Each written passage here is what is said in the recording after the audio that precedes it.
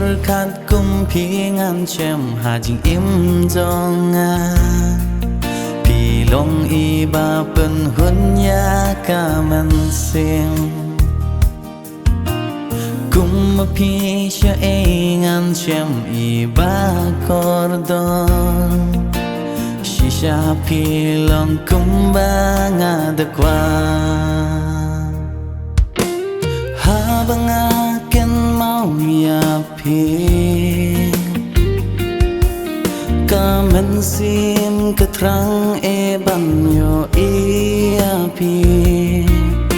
nalor jong pingan kwa shu shawe bangan pen di tang happy kamen sim kak men sirata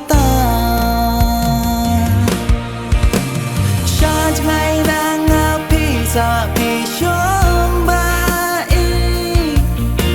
Jnai kalem tikum nongin ya kendulan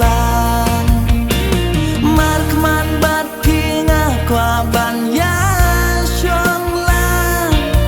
Ya kespa pertingam don Oh bei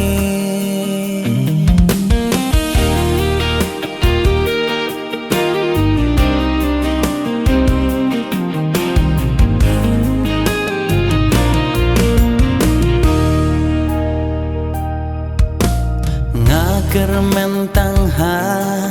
ublay jonga ha kawe kasni unti kalat nyangi bangan yo bat pi ban ya shem lang bat pi bangin ya ai ka jingin ba mar kelyang oh ba lakum no ya pingan upscam kermen ha ublay ya jing ijongi bangindang yai it lenter kisni kipor tang pi ibabyang tam ngasyan shaj ngai nang api sa pisyo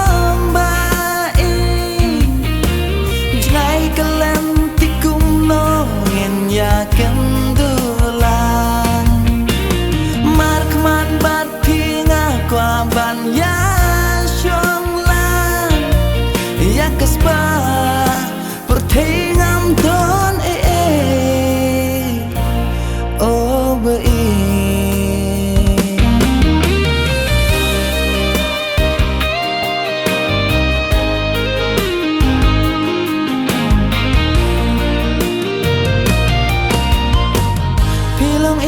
biang tam ngasem ngaru ngahun bat pi jiu no